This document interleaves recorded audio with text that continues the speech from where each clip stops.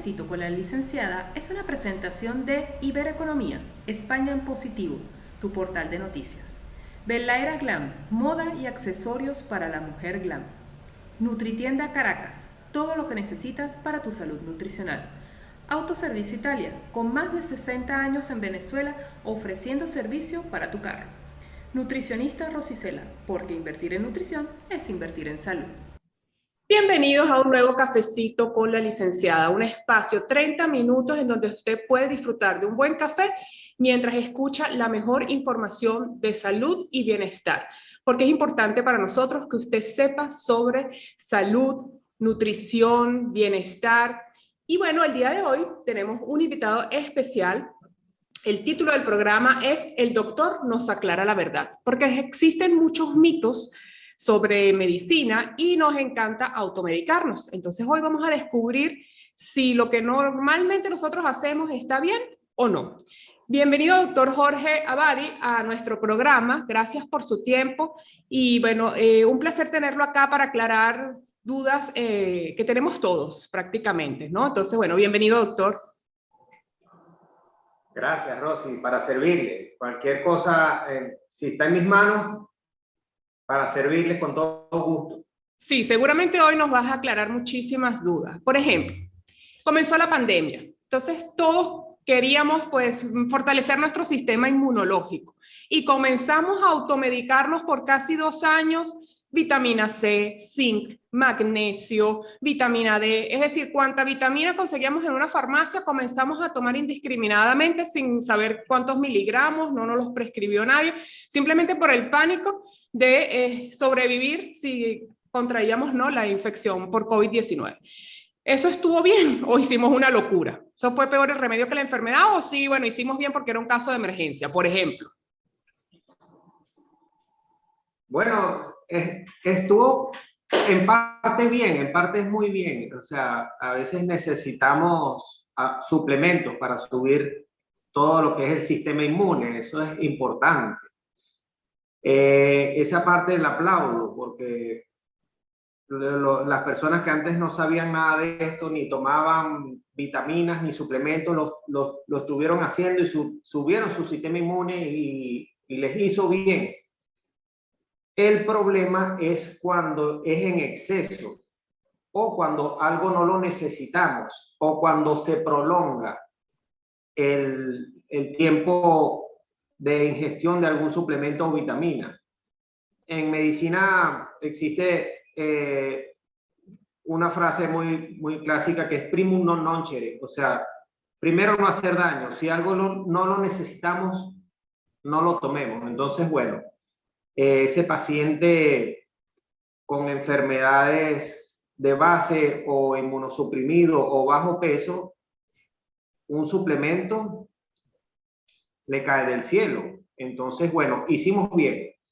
Está indicado, pero no de por vida. Las vitaminas y suplementos también se depositan y forzamos a lo que es el hígado y los riñones a un metabolismo acelerado. Entonces, se puede tomar, pero por ejemplo, se pueden tomar un mes sí y un mes no, o unos meses al año, pero no todos los meses ni todo el año. Perfecto. A eso me refiero.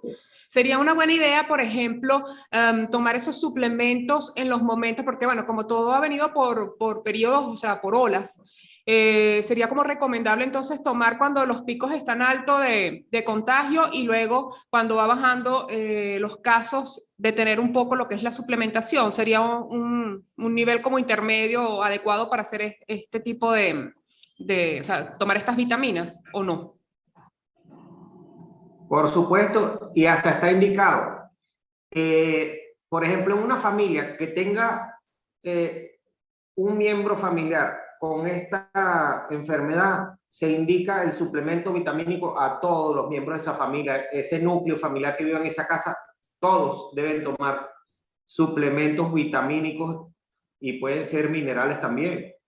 Vitamina C, vitamina D, ácido fólico y alguno que otro mineral. Está indicado totalmente, sí. Perfecto. Sí, bueno, un yo mes como está indicado. nutricionista sé que la alimentación del venezolano no cubre todos los requerimientos, a veces ni siquiera de macronutrientes, mucho menos de micronutrientes. Entonces, bueno, creo que nos abocamos mucho en la suplementación por miedo, pues, por temor a que nuestro cuerpo no estuviese preparado ante un contagio, ¿no? Entonces, bueno, ya sabemos la respuesta, que sí, hicimos bien porque fue un caso de emergencia, tomar la suplementación que podía, pues, fortalecer nuestro sistema inmunológico, pero no podemos exagerar. Ya ahorita como hay un control mayor de los casos, pues tenemos que no hacerlo todos los meses, tenemos que darles días de descanso a nuestro cuerpo para no exagerar. Y por ejemplo, doctor, en cuanto al calcio y las mujeres, ¿no? Porque esa es otra fuente de automedicación. Las mujeres tenemos siempre, después de los 30 años, mucho miedo a sufrir de osteopenia, de osteoporosis. Entonces, bueno, muchas veces la mujer comienza a tomar calcio por su cuenta sin realizarse ninguna prueba de laboratorio para saber sus niveles de calcio, sin consultar al médico. ¿Qué puede ocasionar esa automedicación? Sí, bueno, es una buena pregunta. Los suplementos, como el calcio también, están bastante de moda y hay eh, se indica cuando es necesario los suplementos de calcio. Para eso están las órdenes médicas, orden de laboratorio. Aquí hay una serie de exámenes donde se puede realizar lo que se llama calcio sérico. Es un examen de sangre sencillo, económico, y nos dice si el nivel de calcio está adecuado, está elevado o está disminuido. En el caso que esté disminuido, se indica el suplemento de calcio. También está el examen que se llama densitometría ósea, que nos ayuda a ver cómo están esos huesos por dentro, si están frágiles o si están fuertes.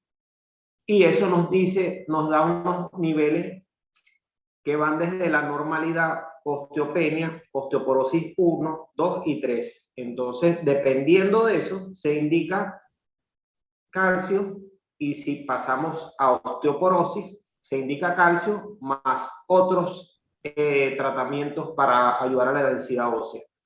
En el caso de que la persona lo haga a lo loco, estamos en presencia de un riesgo de hacer cosas malas. Por ejemplo, puede haber calcificación de la aorta, que es un endurecimiento de las arterias, es un problema ya bastante importante. Están los osteofitos, que es como la espina de una rosa en los huesos. Está el espolón calcáneo, que es también más o menos lo mismo, pero en el talón. O sea, se empiezan a depositar calcio en partes del cuerpo y hacen como unas espinas, y esas espinas dañan el músculo y hay bastantes problemas. Y ni hablar de los depósitos de calcio como litiasis renal o piedras en algunas partes del cuerpo. Entonces, como les digo, calcio a lo loco no, háganse el examen y si está bajo se manda calcio. Si no, tenemos fuentes de calcio en nuestros alimentos, que nuestra licenciada es la experta en eso. Entonces, está el calcio en los alimentos y si el nivel es muy bajo de calcio en sangre, se indica un suplemento de calcio. Perfecto. Entonces, bueno, ya sabemos que no podemos las mujeres automedicarnos con el calcio, porque claro, como también es de venta sin récipe, porque lo conseguimos en la farmacia, pues en los estantes, ni siquiera en la farmacia de donde están pues los medicamentos, sino bueno, donde están los suplementos. Entonces, bueno, se hace como fácil y la tentación de consumir calcio pensando que no tiene ningún tipo de consecuencia. Y bueno, hoy descubrimos que es un mito, que sí tiene consecuencias cuando los niveles no están bajos y más bien estamos otorgando a nuestro organismo como demasiado de ese mineral y nos va a ocasionar problemas innecesarios, que siempre es bueno hacerse primero la prueba, visitar a su médico antes de tomar la decisión del suplemento y la cantidad, ¿no? Porque también todo eso va por dosis, ¿no?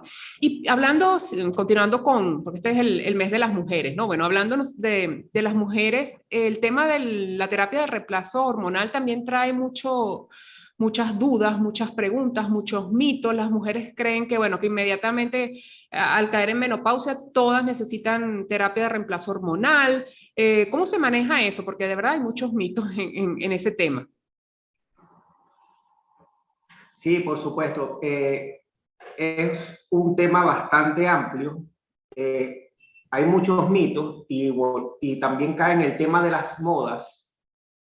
Siempre la mujer quiere retrasar algo que sabe que va a llegar, entonces, o por lo menos llegar de la mejor manera. Entonces, acuden a esa terapia de reemplazo hormonal, un nombre que es difícil, pero eso es un proceso donde van todas las mujeres, un proceso natural que debe ser sin problemas, sin medicamentos y de la mejor forma. Eso es lo ideal.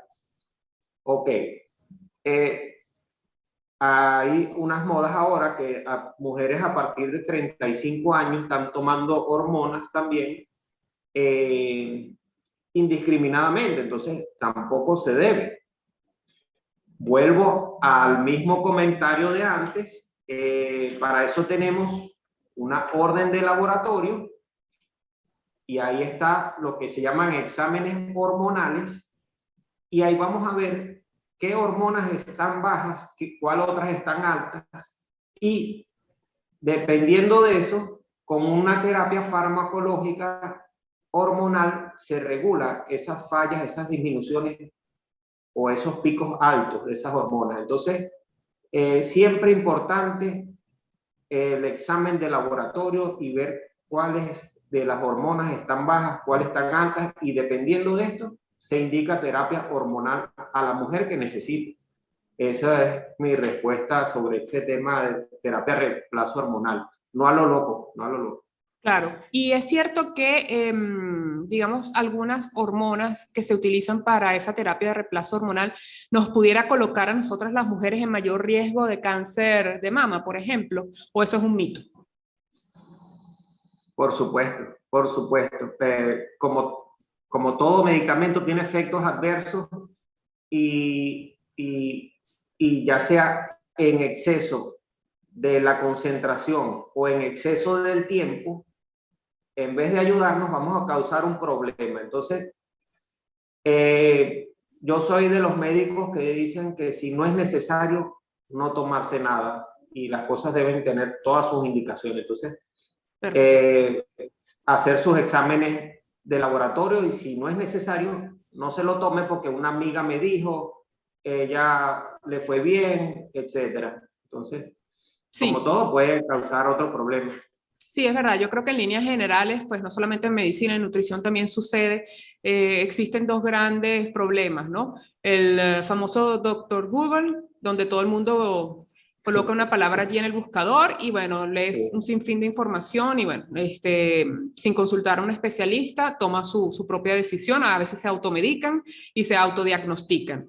Y lo otro que las mujeres mucho hacen, pues es conversar entre ellas y seguir el consejo o el récipe de una de ellas y sin realmente preguntar a los especialistas, copian conductas o tratamientos de otras mujeres que es una conducta popular generalizada, pero es inadecuada porque nos trae más problemas que beneficios. Y otro punto álgido en este tema de las medicaciones son los antibióticos. Bueno, sabemos que realmente el mal uso y el abuso de antibióticos nos causa muchos problemas como la resistencia pues, a las infecciones, ¿no? Entonces, bueno, ¿qué tan cierto es eso? ¿Qué sucede si uno se automedica, por ejemplo, un antibiótico sin haber consultado al médico? No sé, tengo fiebre y me automedico un antibiótico porque lo tenía ya allí, era de un familiar o lo pude comprar sin récipe. ¿Qué riesgo corremos? Sí, importantísima la pregunta. El antibiótico tiene sus indicaciones. Hay pacientes que llegan o llegan con sus hijos. Doctor, ¿no le va a mandar antibiótico? No. Doctor, pero la niña se siente mal, ¿no le va a mandar antibiótico? No. O sea, no todo necesita antibiótico. El antibiótico tiene sus indicaciones. Hay antibióticos, como tú dices, de venta libre, está excelente, pero el uso indiscriminado trae problemas, porque la persona no sabe cuántas pastillas, cada cuántas horas y cuántos días. Si no es una amiga me dijo, tómate esto, venden un blister, etcétera. Entonces, el antibiótico tiene sus indicaciones. Las más importantes son una fiebre alta de 39, 40 que no ceda. Hay indicaciones, por ejemplo, en síndromes respiratorios de más de 2 semanas con secreciones purulentas. Ahí requiere un antibiótico. Secreciones purulentas comprobadas. Y lo más importante, el laboratorio. Se indica lo que se llama una hematología completa. Ahí vamos a ver si los glóbulos blancos están elevados, más de 10.000, entonces hay una infección de tipo bacteriana. Ahí va el antibiótico, ahí va el antibiótico. Y saber cuál es el antibiótico también. Porque cada parte del cuerpo, cada flora bacteriana necesita un antibiótico adecuado. No es el mismo antibiótico para todo. Hay uno de amplio espectro, pero normal, depende de la zona afectada, se indica un antibiótico.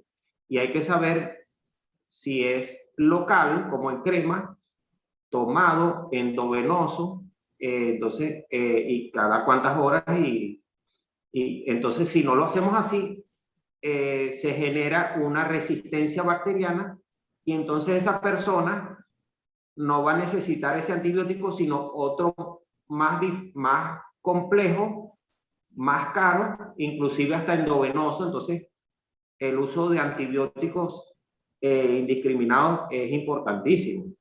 Entonces, primero saber si lo necesita, por supuesto, acudir al médico, saber si lo necesita y cuál antibiótico necesita. Si es, por supuesto, si es una infección viral, no lo necesita. Tiene que ser antibióticos para infecciones bacterianas. Bien importante que lo recalca porque es otro de los mitos, ¿no? Que el virus, pues, las infecciones por virus llevan tratamientos con antibióticos y bueno, ya el doctor está aclarando que no, que es bacteriano. O sea que, ¿y los hongos también se tratan con antibióticos o tiene otro tipo de tratamiento? Cuando las infecciones son por hongos, por ejemplo. Ok, buena la pregunta. Las infecciones son diversas. Puede ser por hongos, bacterias o virus. Entonces, cuando son bacterias se mandan antibióticos. Cuando son por hongos se mandan antimicóticos. Cuando son por parásitos se mandan antiparasitarios. Entonces, antibióticos para bacterias nada más. Nada de virus ni nada de hongos porque no tiene sentido.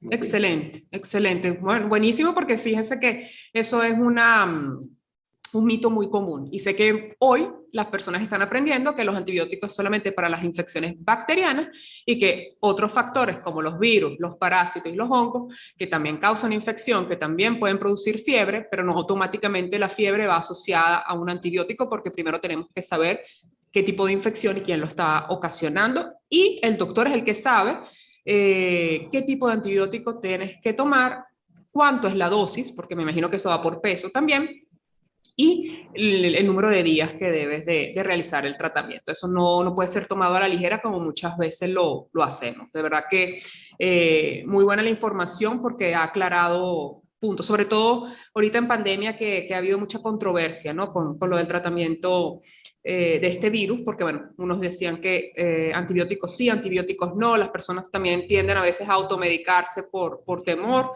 con los primeros síntomas, entonces, bueno, ya estamos claros en este punto, ¿no? Ahora, otro de los mitos son las precondiciones. Se escucha mucho últimamente, soy prediabético, prehipertenso. ¿Eso realmente existe en la medicina? ¿Hay personas prediabéticas o simplemente son diabéticas o no diabéticas? ¿Qué significa eso que ahora todo el mundo dice que es prediabético y prehipertenso? Excelente la pregunta. y es un tema importante. Bueno,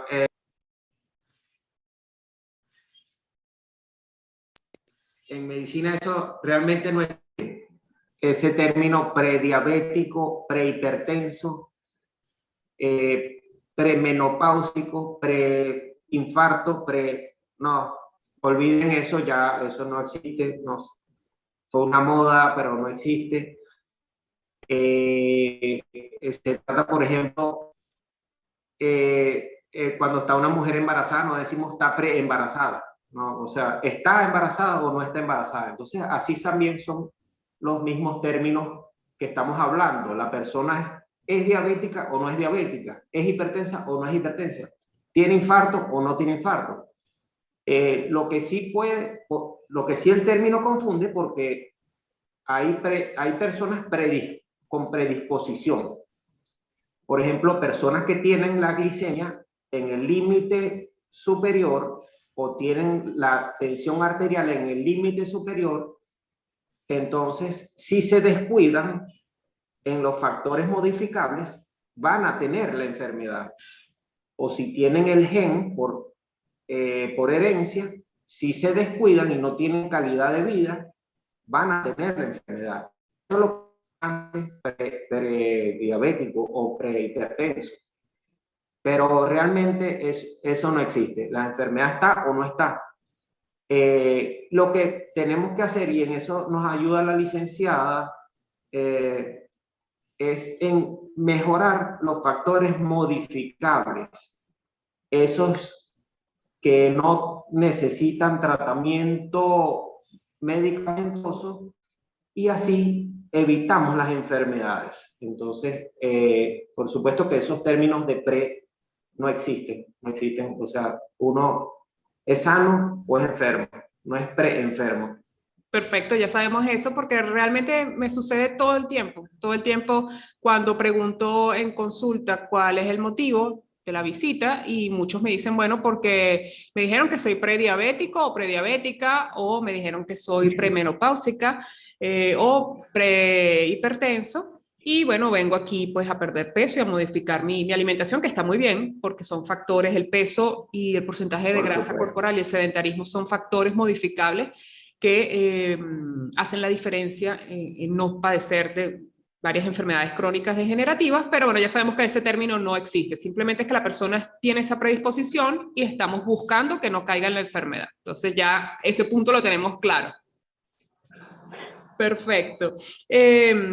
Otro mito y creencia actual es que la homeopatía o las terapias alternativas, inclusive en el cáncer, son mejores que la medicina tradicional. Las consideran como alternativas más saludables, más naturales, dicen las personas. De hecho, hay personas que renuncian, por ejemplo, a una quimioterapia y van a terapias alternativas, como las llaman, o simplemente no van al médico tradicional, sino la homeopatía. ¿Qué opina usted de eso? Bueno, buena pregunta y me pones en un aprieto, pero espero poder ayudar.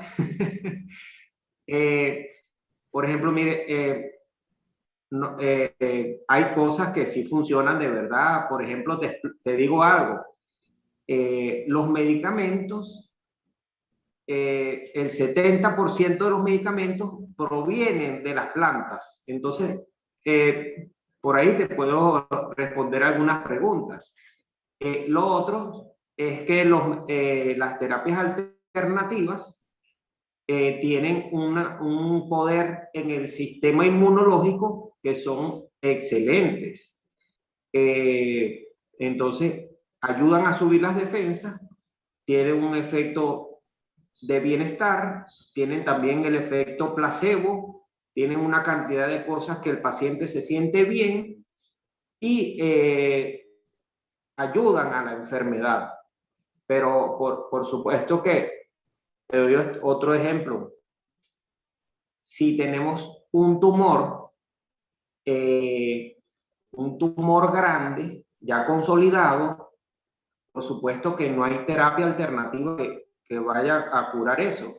Eso hay que hacer una cirugía y después una terapia farmacológica ayudado con las terapias alternativas. Entonces, bueno, para algunas cosas las terapias alternativas son buenas y ayudan muchísimo, por supuesto. En enfermedades no tan graves pueden ayudar muchísimo.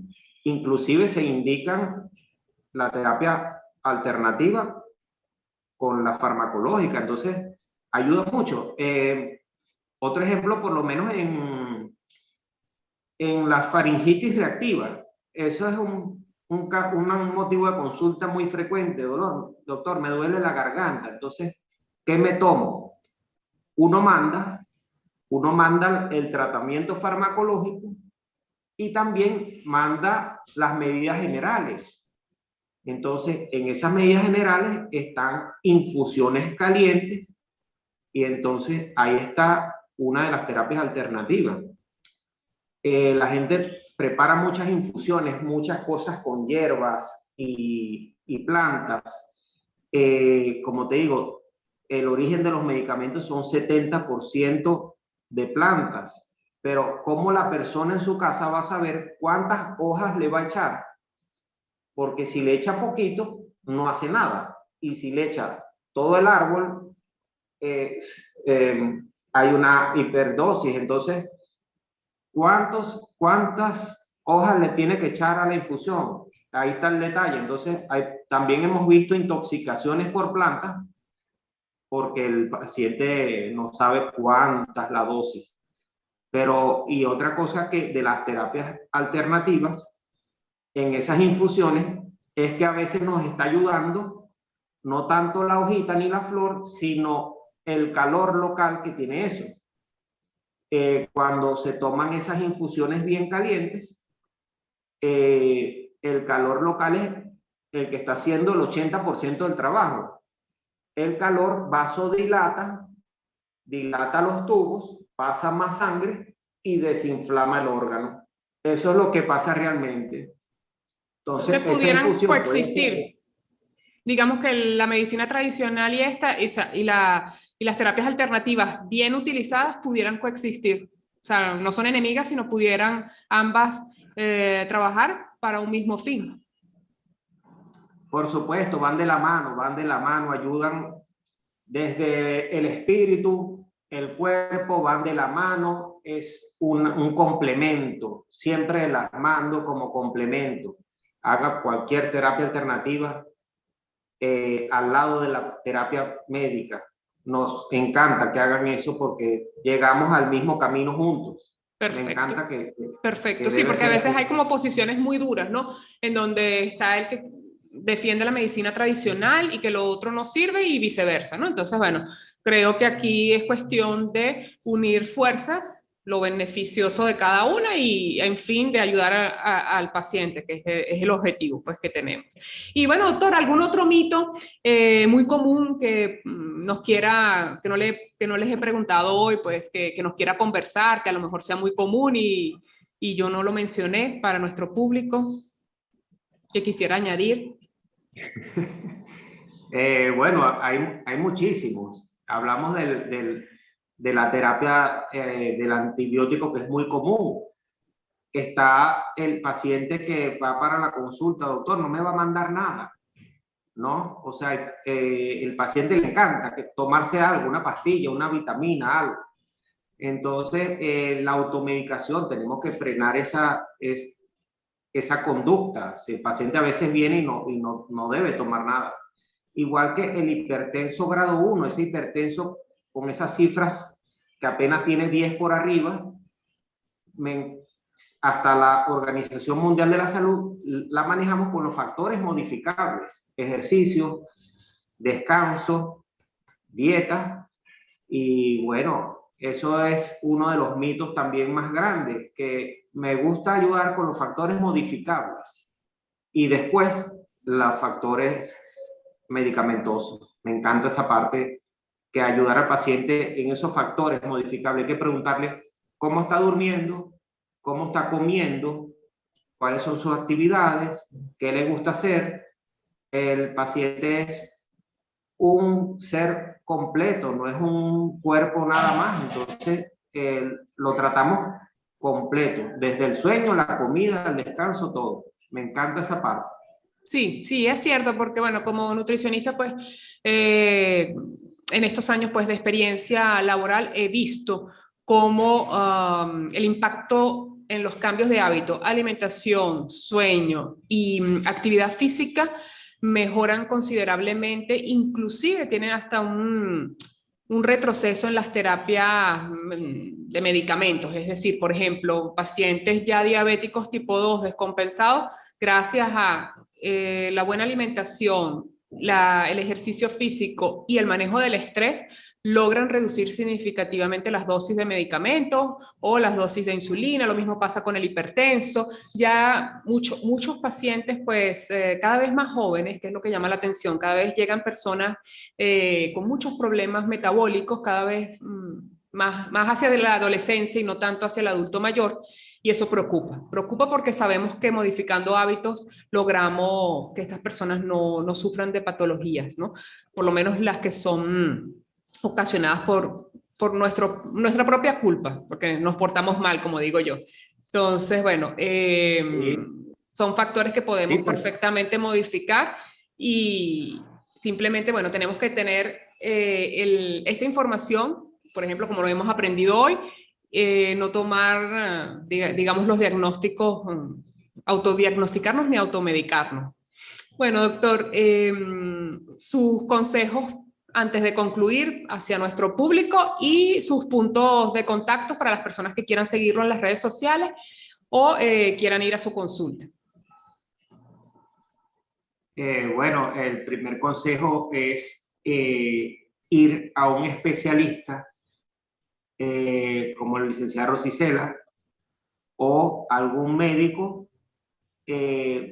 ¿Cuándo acudir? Cuando usted está viendo que algo no funciona y ya van 3 días, la norma son 3 días. Si usted tiene un niño enfermo o un familiar enfermo y tiene 3 días ya y ese paciente no mejora, si no empeora, es el momento de ir al médico. Entonces, siempre estamos abiertos a recibirlos.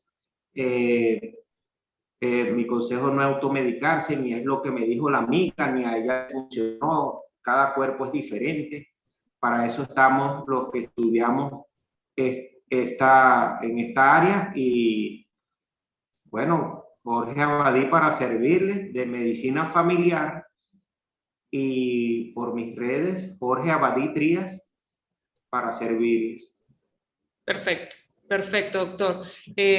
Para que entonces puedan seguir al doctor en sus redes sociales, hacerles preguntas y bueno, ya saben, pues un punto de referencia para consultar y que bueno, siempre es bueno retomar, ya que la pandemia está bajo control, retomar nuestros chequeos anuales que hemos descuidado un poquito en estos años debido bueno, a estas circunstancias, ¿no? Pero bueno, ya es hora de retomar nuestro buen hábito de consultar una vez al año a nuestro doctor para saber que todo está marchando bien y medicina preventiva, que es mejor prevenir que lamentar, como siempre decimos. Bueno, agradecido, doctor, por su tiempo, por toda su información. Sé que hoy las personas aprendieron muchísimo y bueno, ustedes no se pierdan el próximo programa de Un Cafecito con la Licenciada. Siempre pueden seguirme a través de Instagram como @nutricionista_piso Rosicela con doble L y pueden hacer clic en la campanita para suscribirse a este canal y no perderse ninguno de nuestros programas. Hasta la próxima.